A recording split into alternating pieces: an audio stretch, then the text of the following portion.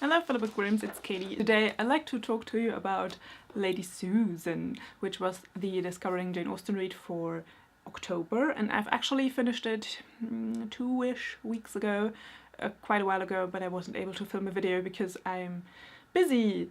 Uni has started and, you know, I have to do things. Lady Susan was the shortest of the books that we've read. In my edition it was 50 pages. The plot of this book is that the beautiful and flirtatious Lady Susan seeks a second marriage for herself and also an advantageous match for her daughter.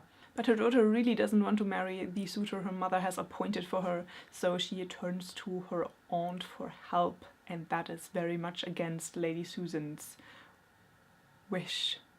Or, you know, doctrine. She is very strict with her daughter. I really liked the plot, you know. I thought it was very cleverly constructed, and the fact that at first, because it is all told in letters, at first I didn't know what was going on. There was not the usual explanations and setting of the scene as I've come to expect from Jane Austen. So at the first few letters I was entirely confused, and I didn't really know what was going on, who the people were that were talking to each other or that were talked about. So I really had to, you know, extract the information and piece it together for myself, and I really enjoy that. To the characters, because we have, I think, 4 different people who write letters. Lady Susan is definitely in the center of attention. It's definitely the main protagonist. Lady Susan is maybe the most interesting character that I've read so far in Jane Austen's novels. She seems very ambiguous and has a lot of grey areas. Lady Susan is a very noticeable character insofar that she sheds the standards of propriety of that time. I mean, she takes a lover, she flirts, and she is not regarded as a good mother. She's very cold towards her daughter. But then, you know, she pretty quickly becomes a villain, and she's very much looked down upon by basically every character in the book. Because she's neglecting her daughter, she flirts, she puts other women down and takes delight in it, and she, you know, has to triumph over every woman, and that is very much, you know, looked down upon. And it's pretty much safe to say that she is a very horrible person. But what I found a little bit disappointing is that Lady Susan, becomes self-aware, or is self-aware of her not being a great person. And I found it a little bit disappointing because it takes away from the ambiguity that I loved in the beginning.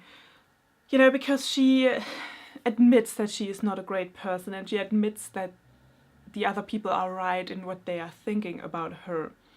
Yeah, that was a little bit disappointing, you know. I found the writing very interesting, the form of letters, you know, because we had these different character voices, and because, you know, they were distinct in style. Overall, I would give Lady Susan 4 stars on its own. I was very impressed. I don't know if I would read it again, because I think the appeal of it, like the discovering of Lady Susan's character and,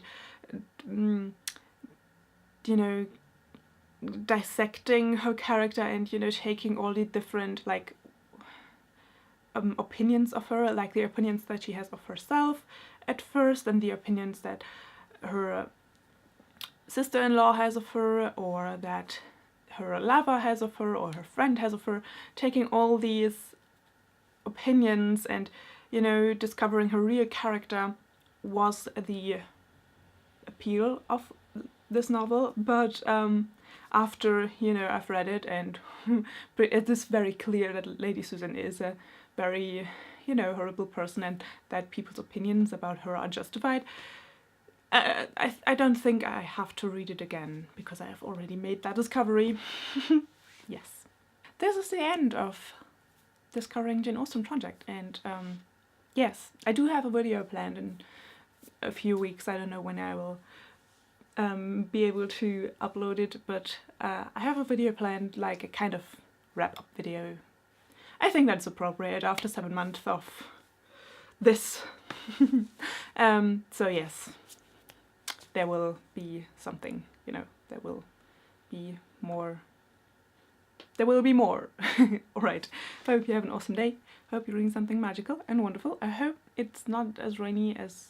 No, maybe. I hope if it's rainy as it is here, you cover up in a nice cozy blanket and read something great.